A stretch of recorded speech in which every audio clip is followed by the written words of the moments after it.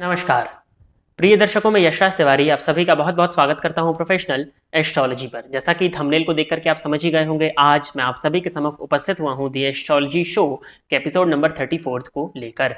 दी astrology show में मैं आप सभी दर्शकों के द्वारा पूछे गए प्रश्नों के जवाब देता हूं। वो प्रश्न ज्योतिष से संबंधित हो सकते हैं, पूजा पाठ से संबंधित हो सकते हैं, ज्योतिषीय उपाय से संबंधित हो सकते हैं, आपकी जन्म कुंडली की प्लैनेटरी पोजीशन को आप समझना चाहते हैं, या कोई भी प्रश्न जो कि ऑकल्ट साइंस की फील्ड से रिलेटेड आपके मन में उत्पन्न होता है, उन प्रश्नों के जवाब आप मुझसे इस कार्यक्रम के माध्यम से पा सकते हैं। क्या करना होगा आपको अपने प्रश्न को पूछने के लिए? इसी वीडियो के कमेंट सेक्शन में जाइए और अपने नाम के साथ में अपना एक स्पेसिफिक प्रश्न यहीं पर कमेंट सेक्शन में दे दीजिए। जैसे ही दी एस्ट्रोलॉजी शो का नेक्स्ट एपिसोड आता है, आप सभी दर्शकों के द्वारा पूछे गए प्रश्नों के जवाब को लेकर के मैं उस कार्यक्रम में उपस्थित हो जाऊंगा। यदि आप इस प्रोग्राम को देखते हैं और इस प्रोग्राम से आपका कुछ भी लाभ होता है तो आप इस वीडियो को लाइक करिए, साथ ही साथ इस चैनल को सब्सक्राइब करिए, ताकि इन फ्यूचर जो भी कंटेंट मेरे द्वारा इस चैनल पर अपलोड किया जाता है उसका नोटिफिकेशन आपको मिलता रहे। अब हम बिना देरी किए आगे बढ़ते हैं। जो पहला प्रश्न इस कार्यक्रम में है वो NK इंफॉर्मेशन टेक नाम से आईडी है इनका है। इन्होंने लिखा है कि जुपिटर फर्स्ट भाव में 22 डिग्री में है, यानी लग्न में गुरु बैठे हैं 22 डिग्री पे, तो क्या वो फर्स्ट भाव को पूरा पूरा कंट्रोल कर रहा है या फिर सेकंड भाव को कर रहा है? क्योंकि मैंने सुना है कोई भी प्लैनेट अपने आगे और पीछे 15 डिग्री तक कवर करता है। जी बिल्कुल, आपने सही सुना है। इसके लिए चलित चक्र की व्यवस्था होती है, तो सबसे पहले तो जाकर के चलित चक्र में देख लीजिए। यदि वो गुरु आपको चलित चक्र में लग्न में ही बैठे हुए दिखाई दे रहे हैं, वैसे तो वो 22 डिग्री पर है तो संभावनाएं तो इसी बात की है कि वो लग्न में ही दिखें, परंतु कुछ केसेस में वो आगे या पीछे वाले भाव का फल देने लगते हैं। तो चलित चक्र में जाकर के देख लेना होता है कि वो ग्रह किस भाव का फल दे रहा है।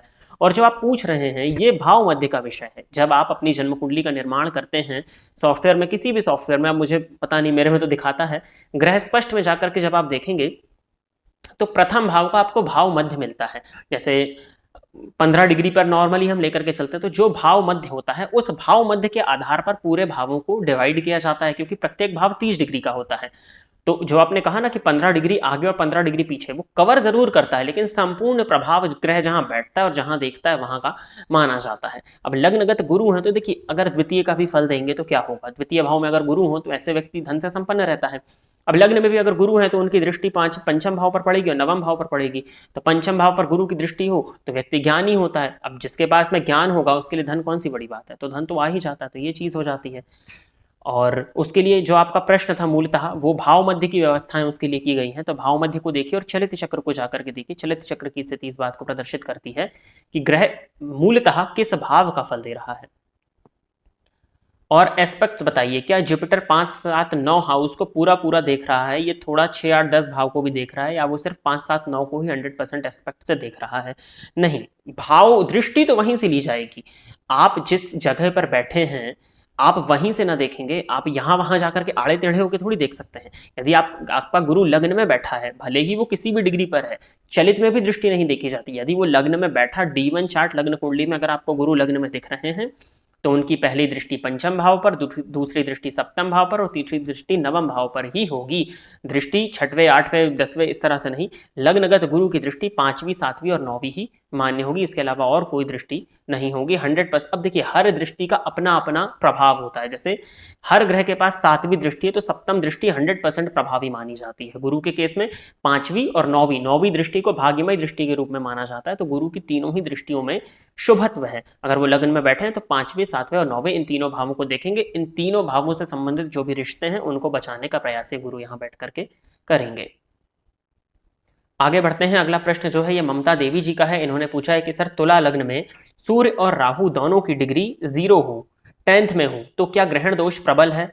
जी बिल्कुल, अगर दशम भाव में सूर्य और राहु की युति है और दोनों ही ग्रह 0 डिग्री पर हैं तो सबसे पहले तो तुला लग्न की कुंडली के दशम भाव में कर्क राशि आएगी। कर्क राशि जो है ये इवन नंबर की राशि है, सम राशि है। और यहाँ पर अगर सूर्य 0 डिग्री पर बैठे तो वो मृत अवस्था में बैठे हैं। अब मृत अवस्था के सूर्य पर राहु का साथ में होना तो कहीं ना कहीं ग्रहण दोष की स्थिति बनेगी। तो जातक के पिता के साथ में बहुत ज्यादा संबंध को खराब करेगा, क्योंकि सूर्य दशम भाव में बैठ करके बहुत पीड़ित हो रहे हैं, आत्मविश्वास में कमी को प्रदर्शित करता है, तो परेशानी तो होगी। संभावना इस बात की है कि षडबल में आपके सूर्य को बल मिला हो। षडबल में अगर सूर्य का बल हो तो जातक के अंदर तत्व सूर्य का पर्याप्त मात्रा में मौजूद होता है और आत्मविश्वास इत्यादि में उसके अंदर कमी देखने में नहीं आती, लेकिन फिर भी पिता के साथ संबंधों को तो खराब करेंगे ही करेंगे, क्योंकि दशम भाव में सूर्य राहु की युति है। और ग्रहण दोष प्रबल है जी, बिल्कुल प्रबल है, क्योंकि दोनों ही ग्रह 0 डिग्री पर बैठे हैं, तो बिल्कुल साथ में बैठे हुए हैं आकर के, तो ग्रहण दोष मान्य होगा यहाँ पर। आपको सूर्य की आराधना करनी चाहिए, और अगर आप उतना सक्षम हैं तो आपको सूर्य ग्रहण दोष की शांति करानी चाहिए। और इन्होंने लिखा है, और क्या गुरु शनि की युति 8th हाउस में मुझे एस्ट्रोलॉजी मेडिसिन की पढ़ाई में सफलता दिला सकती है? गुरु और शनि की युति अष्टम भाव में है, लग्न आपका तुला है। अब देखिए, अगर आपने शुक्र की स्थिति को बताया होता, क्योंकि अगर तुला लग्न में गुरु षष्ठपति होकर अष्टम में बैठेंगे तो विपरीत योग होगा, तब कब मान्य होगा? जब शुक्र की स्थिति मजबूत हो। और शनि पंचम पति होकर के अष्टम में है। वैसे पंचमेश का अष्टम भाव में जाना अच्छा नहीं माना जाता, लेकिन रिसर्च के पॉइंट ऑफ व्यू से तो ठीक है। और एस्ट्रोलॉजी या मेडिसिन की पढ़ाई में सफलता दिला सकते हैं या नहीं? देखिए, एस्ट्रोलॉजी तो टोटली पृथक है। मेडिसिन के लिए अगर विचार करते हैं तो मंगल को देखना होगा सबसे पहले तो, कि मंगल की क्या स्थिति है। सूर्य को औषधि का कारक बोला गया है, और सूर्य बहुत कमजोर है, तो मेडिसिन की पढ़ाई में भी कहीं ना कहीं परेशानी जाएगी। अब रही बात एस्ट्रोलॉजी की, तो गुरु की दृष्टि है द्वितीय भाव पर। द्वितीय भाव पर गुरु की दृष्टि हो तो इंट्यूशंस भी होते हैं, और दूसरी चीज, जो आप बोलते हैं उस बात के सत्य होने की संभावनाएं बहुत ज्यादा बनती हैं। लेकिन ज्योतिष को सीखने के लिए बहुत सी चीजों पर काम करना होता, बहुत से योगों को देखना होता। सबसे पहले तो शुक्र की स्थिति को देखना होता। सर्वशास्त्र प्रवक्तारम आपके तो लग्नेश हैं, शुक्र यदि बली हो तो ज्योतिष आसानी से समझ में आ जाता है। बुध की स्थिति को देखना होता है, क्योंकि बुध भी जो विष्णु का रूप माना गया है, और वेद भी जो है वो, आपका जो ज्योतिष है वो वेदों का नेत्र है, और वेद नारायण के समतुल्य है। तो बुध की स्थिति को भी ज्योतिष के क्षेत्र में देखा जाता है। अगर बुध कमजोर हो तो भी ज्योतिष के क्षेत्र में सफलता नहीं मिल पाती, या ज्योतिष इतनी आसानी से समझ में नहीं आ पाता। लेकिन हाँ, अगर आप पढ़ाई करना चाहती हैं तो आपका पंचम भाव का स्वामी शनि पंचम भाव को देख रहा है। ज्योतिष भी रिसर्च का विषय है, तो अगर आप एस्ट्रोलॉजी में रिसर्च करना चाहती हैं तो उसके लिए योग आपकी जन्म कुंडली में ठीक है। परंतु सूर्य का इतना ज्यादा कमजोर होना आपको ज्योतिष में भी उतनी जल्दी सफलता दिला नहीं पाएगा, क्योंकि फोकस नहीं होने देगा वो। और इनका है कि तुला लग्न का जन्म हो, और तुला लग्न का ही नवमांश है, अच्छी बात है, इसको वर्गोत्तम कुंडली कहा जाता है। और शुक्र 12th हाउस में, और गुरु 6th, राहु। देखिए, सबसे पहले तो तुला लग्न में 12वें में शुक्र नीच के हो जाएंगे, तो ये तो गड़बड़ है, दोनों ही जगह अगर हैं तो ये ठीक नहीं माना जाएगा। गुरु 6th में है, अच्छा ये दूसरी कुंडली होगी फिर। Guru 6th, Rahu sun in 10th, moon in 3rd, and Shani and Budh in 5th, तो मुझे नीच भंग राजयोग लागू होगा। शुक्र नीच में है, शुक्र नीच राशि में है, और बुध पंचम भाव में है, तो ये तो संभव ही नहीं है ना। शुक्र 12वें में हो, बुध 5वें में हो, संभव ही नहीं है। शुक्र और बुध आसपास रहते हैं, इतनी दूरी इनके बीच में नहीं हो सकती, तो प्रश्न आपका गलत है। कोई और ग्रह नीच का हो सकता है। गुरु 6ठे भाव में है, तुला लग्न की कुंडली में गुरु 6ठे भाव में नीच के नहीं होंगे। सूर्य भी 10वें में नीच के नहीं होंगे। मून तीसरे भाव में 7, 8, 9, तो मून भी नहीं होंगे। And Shani and Budh in 5th। ग्रह नीच का कौन सा है? शुक्र नीच का अगर है तो बुध 5वें में नहीं हो सकता, संभव ही नहीं है कि बुध 5वें में हो जाए, तो प्रश्न गलत है आपका, कुछ गलती हो गई आपसे लिखने में। अगला प्रश्न जो है, दातु बोराह नाम से आईडी है कि सर, अगर कोई प्लैनेट का कोई जेमस्टोन पहने, हम में खुद से कैसे पता चलेगा कि जेमस्टोन्स वर्क कर रहे हैं कि नहीं? क्या कोई ऐप से कुंडली देख के पता कर सकते हैं? नहीं, कुंडली देख करके पता नहीं चल सकता। इस प्रश्न का जवाब शायद मैंने पिछले या उसके पिछले एपिसोड में दिया था, कि ग्रह जो हैं वो तत्वों को प्रदर्शित करते हैं। The 9 planets of our solar system or of our astrology shows the elements of our body, the 5 elements, उन पंच तत्वों को ये ग्रह प्रदर्शित करते हैं। जैसे सूर्य और मंगल अग्नि तत्व को प्रदर्शित करते हैं, शुक्र और चंद्रमा जल तत्व को प्रदर्शित करते हैं।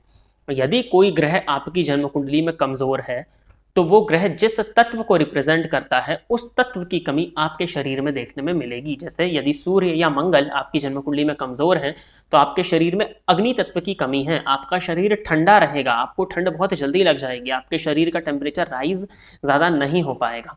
यदि जैसे मंगल की ही स्थिति, मंगल रक्त के कारक है, यदि मंगल आपकी जन्म कुंडली में कमजोर स्थिति में है, तो आपका हीमोग्लोबिन कभी नहीं बढ़ पाएगा, चाहे आप कितना कुछ अच्छी डाइट, अच्छी मेडिसिन ले लें। क्यों? क्योंकि वो तत्व आपकी जन्म कुंडली में कमजोर है। मेडिसिन जब तक लेंगे तब तक रिजल्ट रहेगा, मेडिसिन छोड़ेंगे फिर वो ज्यों का त्यों हो जाएगा। षडबल को भी देखा जाता है हालांकि इसके लिए। तो जेमस्टोन इस तरह से। अब पता कैसे चलेगा कि वो हमको काम कर रहा है या नहीं? अब मान लीजिए कि शुक्र किसका कारक है? शुक्र सौंदर्यता का कारक है, साफ सुथरा रहना, सज धज के रहना। अब किसी की व्यक्ति की जन्म कुंडली में शुक्र कारक है, क्योंकि कारक ग्रहों के रत्नों को ही पहना जाता है। शुक्र यदि कारक स्थिति में, यही एग्जांपल मैंने पहले दिया था, मैं कोई दूसरा एग्जांपल नहीं देना चाहता हूं, नहीं तो कंफ्यूजन्स बढ़ेंगे। शुक्र से आपको बहुत इजीली समझ में आएगा। उदाहरण के तौर पर यदि शुक्र आपकी जन्म कुंडली में कारक है, आप किसी ऐसे लग्न से बिलोंग करते हैं जिसके लग्नेश के मित्र हैं शुक्र, या खुद ही शुक्र लग्नेश हैं, तो आप शुक्र का प्रभाव जो है वो अपने अंदर महसूस करेंगे यदि वो शुक्र बली अवस्था में है। अब मान लीजिए कि आपकी जन्म कुंडली में शुक्र लग्न में बैठे हैं, लग्नगत शुक्र व्यक्ति को सजने संवरने का शौकीन बना देता है, परंतु वो बहुत ज्यादा कमजोर हो जाए तो वो जो लग्नगत शुक्र के फल होते हैं वो आपको देखने में नहीं मिलेंगे। अब इस केस में यदि आप शुक्र का जेमस्टोन हीरा या ओपल धारण करते हैं, तब आपके अंदर जो लग्नगत शुक्र के जो फल होते हैं वो आपके अंदर बढ़ेंगे, वो आपको महसूस होगा। आपको ज्यादा साफ सुथरा रहना पसंद आएगा, आपको ज्यादा परफ्यूम्स का यूज करना पसंद आएगा, आप अपने आप को बार बार आईने में देखना पसंद करेंगे, आप जरा सा भी बाहर जाएंगे तो पूरा टिप टॉप बन के सज धज करके बाहर जाएंगे। तो ये चेंजेस आपको अपने अंदर महसूस होंगे, आपके साथ में रहने वाले आपके परिवार वालों को ये चीज महसूस होगी कि आपके व्यक्तित्व में परिवर्तन आ रहा है। दूसरा केस ये ले सकते हैं कि सूर्य यदि आपकी जन्म कुंडली में कमजोर है तो आपके शरीर में जब आप टेस्ट कराएंगे तो हड्डियां कमजोर होंगी, विटामिन डी की कमी देखने में आपको मिलेगी। अब आप सूर्य का रत्न माणिक्य धारण करते हैं और अगर वो आपको सूट करता है तो कुछ समय के बाद में जब आप अपना ब्लड रिपोर्ट कराएंगे तो आपको देखने में मिलेगा कि विटामिन डी का लेवल बिना किसी अन्य मेडिकेशंस के आपकी बॉडी में बढ़ रहा है। तो इस तरह से जेमस्टोन का रिजल्ट देखने में आता है। 3 दिन से 72 दिन के अंदर अंदर जेमस्टोन का रिजल्ट देखने में मिल जाता है। किसी एप्लीकेशन से पता नहीं चल सकता, ये अनुभव का विषय है, इसको अनुभव करना होता है।